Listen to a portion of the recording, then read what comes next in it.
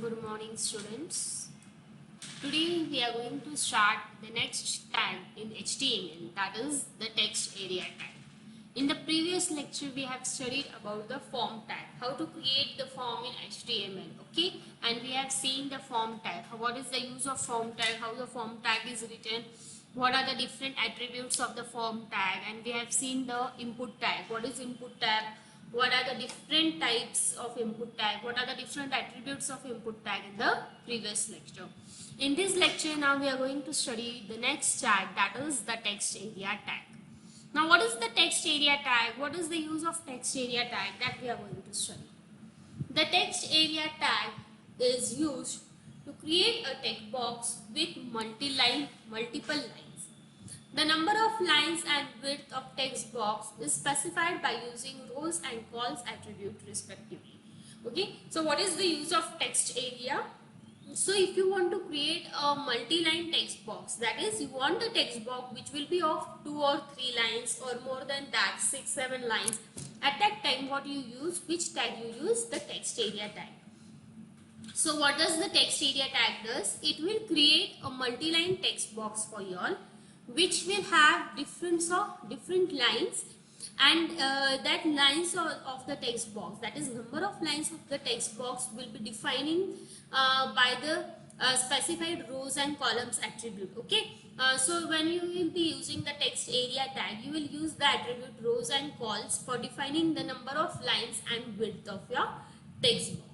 That width of your text box and number of lines will define what is the size of your text box. Okay, so what is the use of text area? The text area tag is used, first of all you have to keep in mind that the text area tag is used to create a text box. That text box is not of a single line, but that text box contains multiple lines. Then the number of lines and width of that text box will be specified, that how much number of lines you want and how many number of rows you want. That will be specified by using the rows and cols attribute of your text area tag. Okay, so the different attributes which are associated with your text area tag is the first. Mostly students, we use this text area tag when we want to define the address. While designing a form, when we design a form for the address field, at that time the address of a person does not fit in a single line. The address of a person is of 2 or 3 lines. In that case, we use the text area tag. So what does this text area tag does? It will specify us how many, it will specify us how many number of lines we are using in a program for the creation of text area field, that is multi-line text box. So the first attribute which is used with it is name.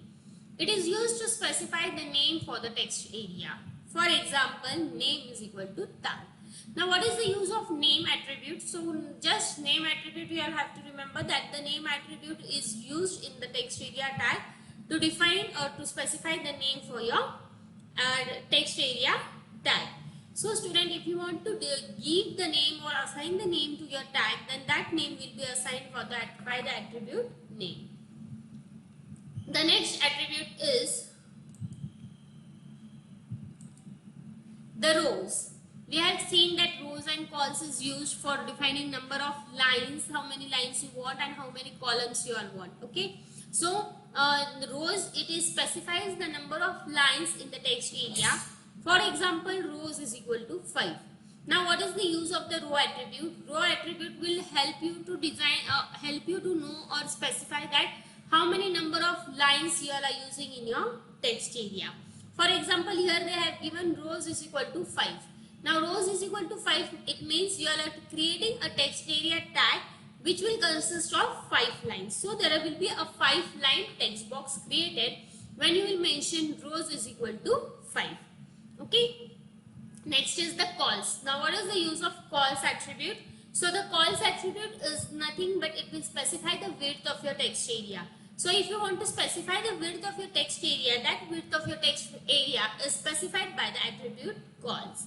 So students, cols is the attributes for specifying the width of your text area tag, whereas rows is the value attribute which is used to define the number of lines in the text area.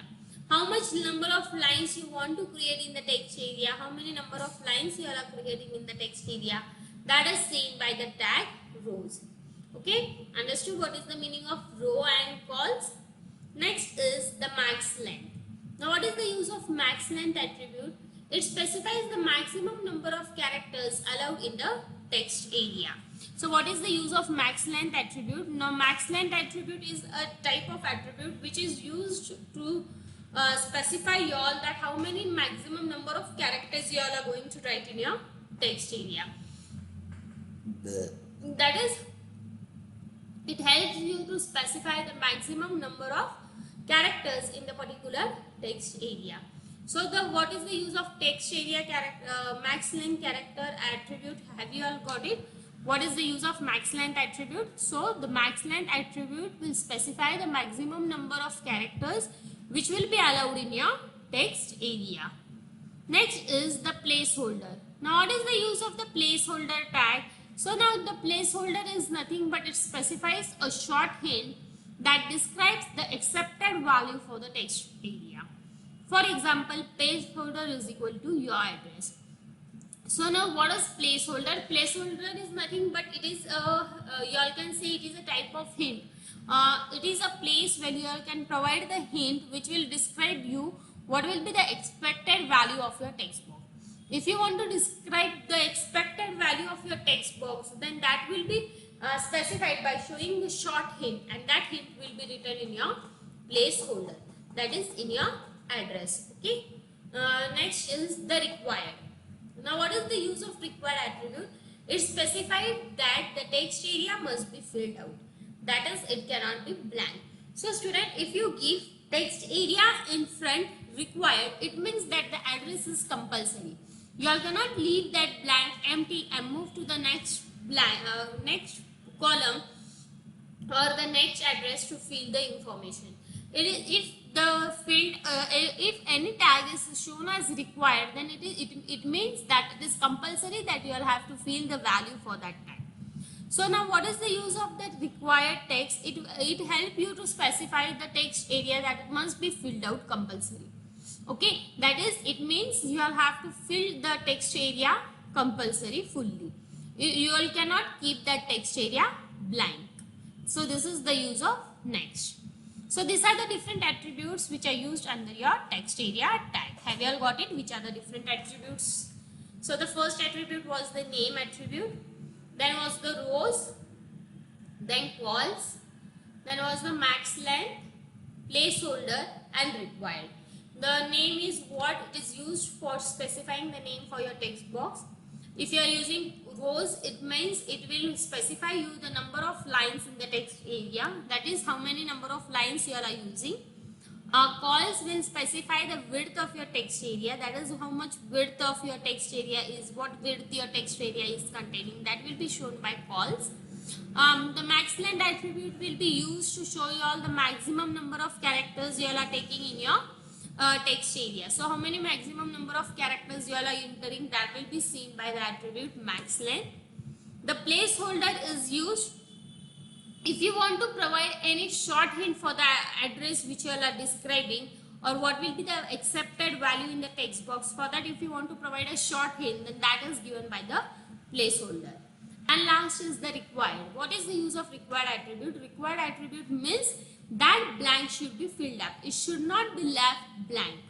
Okay. So required means it will specify you the text area that it must be filled out, and you cannot keep that text area blank. So this is the these are the different attributes of the text area tag. Now moving forward, next we will see the syntax for the text area. So student, here is the syntax. You all can see text area, name is equal to tal, rows is equal to 5, calls is equal to 30, placeholder is equal to your address, required / text area. So here student, in this text area tag we have used all the different attributes which we use under the text area tag. The first attribute is the name. So what name we have provided to the text area, that is tal. Okay. So this is the name which we have assigned to our text area tag. So whenever the text area output will be displayed, the name which will be stored in the database will be of tal. The next is rows is equal to 5. Now what is the meaning of rows is equal to 5? It means you are creating a text area of how many number of lines. How many number of lines are there in your text area? There will be 5 number of lines in your text area. Next is calls is equal to 30. Now what is the use of calls attribute? It specifies the width. Okay, so what will be the width of your text area tag? It will be of 30. Next is the placeholder. Placeholder, what is the use of placeholder? If you want to give a short hint to the described value or what will be the expected value in the text box, then that hint, short hint is provided by the placeholder attribute. And last is required. It means that you cannot leave your text area tag incomplete. That text cannot be blank. You will have to compulsory fill the text area tag. So have you all got it about the text area? Now next tag is the select tag. Now what is the use of select tag? The first is the select tag is used to create a drop down list. Okay, so what is the use of select tag? If you want to create a drop down list in your form, then that drop down list in the form is created by using the select tag. So what is the use of select tag, students? Remember, the select tag will be used to create a drop down list. If you want to create a drop down list in your program or in your form, then that drop down list is created by using the select tag. That is multiple options if you want to provide. Okay, that is, for example, if you click on the city, you all can see that the different names of the cities will appear in the list. From that, you all are scrolling and searching the specific city which you want, and you click on that city. Then that city is displayed in your box. So that is done by using the select tag. So what does the select tag do? It creates a drop down list. The different attributes of the select tag are. So now again there are different attributes which are used with the select tag. The first attribute is the name. Name, what does this again does? It assigns the name to the control. So by using the name attribute, what will happen? It will assign the name to the control. So what type of control it is? So to define the name for that, the attribute used is the name attribute. Second is the multiple. It allows the user to select more than one value. So what is the use of multiple? The use of multiple attribute in select tag is it helps the user to select or to select more than one value. If the user want to select more than one value for a specific value purpose, then for that they use the attribute as multiple. When you use the attribute multiple, that means you cannot choose only one value. You can choose more than one value for your particular tag. So this is the use of multiple. Next is the size. The size attribute is used to specify the number of visible values. So if you want to specify how many values are there, how many visible values are there, then that visible value specification is done by the size attribute. So what is the use of the size attribute, students? The use of the size attribute is nothing but it is used to specify the number of values which are visible to you all. So depending upon how many number of visible values are there, the size attribute is used. So depending upon this size attribute, you all can specify the number of characters or number of visible values in your select tag. So these are the different attributes which are used with your select tag. The select tag is not used in the program alone. The select tag is used with the option tag. So now what is the use of option tag? The option tag is used inside the select tag to define the list of options available. Okay, so inside the select tag we use the option tag in which we provide the different types of option. Okay, in a particular list if we want to provide the different options, then that options are provided under the option tag. So the option tag consists of two attributes. The first is the selected attribute. So what is the use of selected attribute? To define the pre-selected option, selected attribute is added to the option.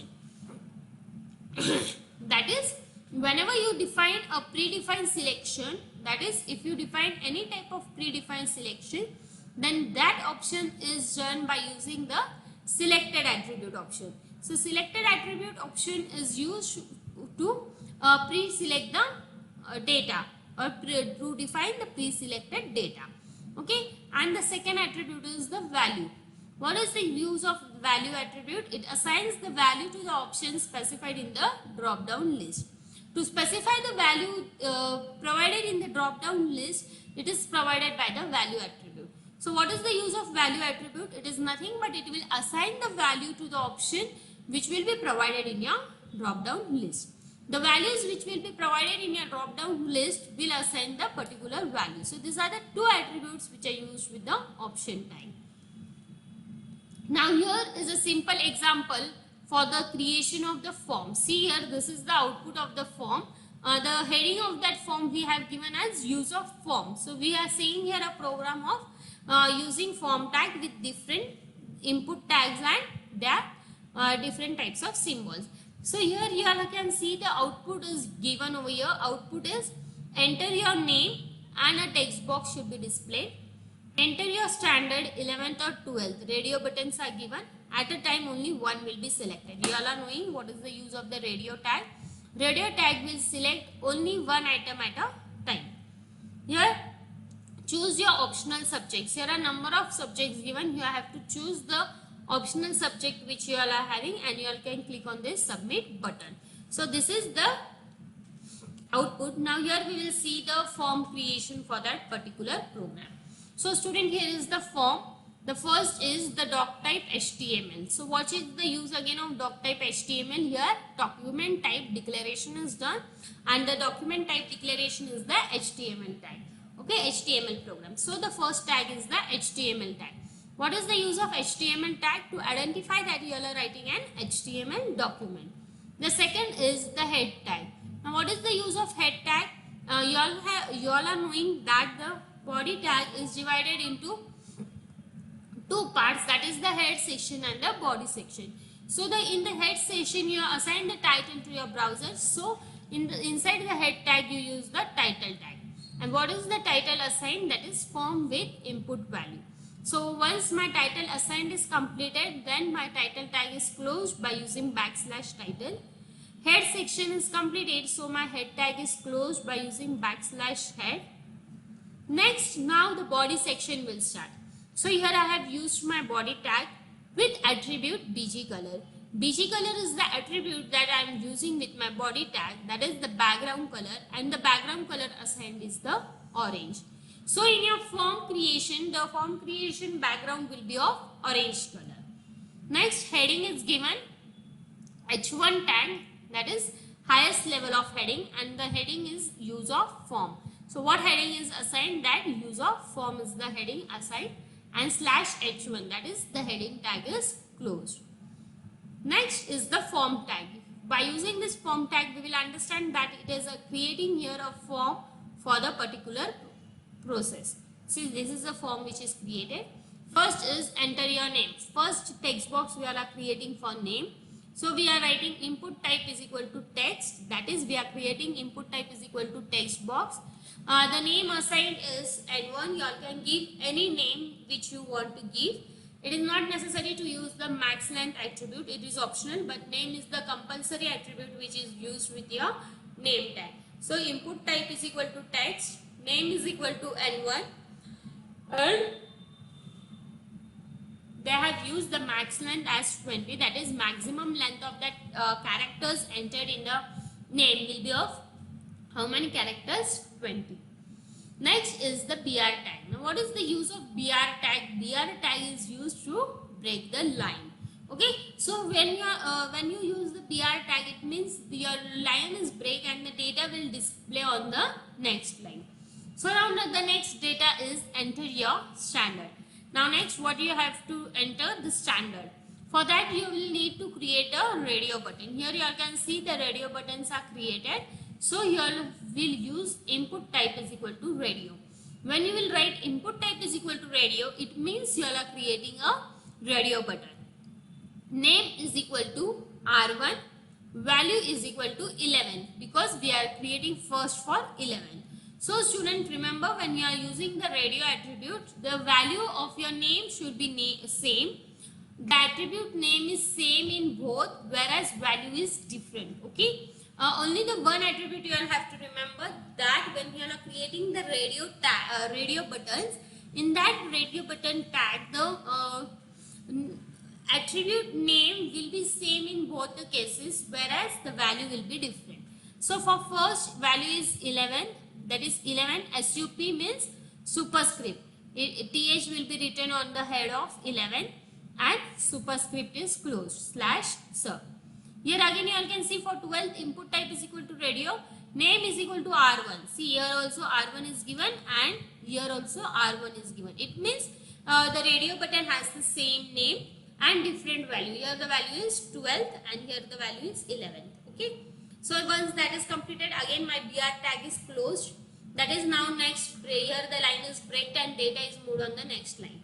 Next is choose your optional subject. Now next what you all have to do, you all have to choose your optional subjects and BR is given. BR means here your line is breaked. First is input type is equal to checkbox, name is equal to C1, value is equal to Hindi. So the first text box is created for the optional subject Hindi. Okay. So the syntax is input type is the checkbox, that is you all have to put a check sign over there. The name is C1. You all can give any name. It is not necessary that you all have to provide this only name. You all can assign any type of name. And value is first for Hindi, second German, and third biology. So here they have taken, and fourth is for IT. So here they have taken 4 different subjects for the check area. Checkbox, then that are Hindi, German, biology and IT. So they are written with the syntax input type is equal to checkbox, name is equal to C1, C2. You all can give any name for the different values and different values have been written. Next we are creating a button. For that we are using input type is equal to submit, value is equal to submit. It means here your button will be created with the value submit. BR breaking of line.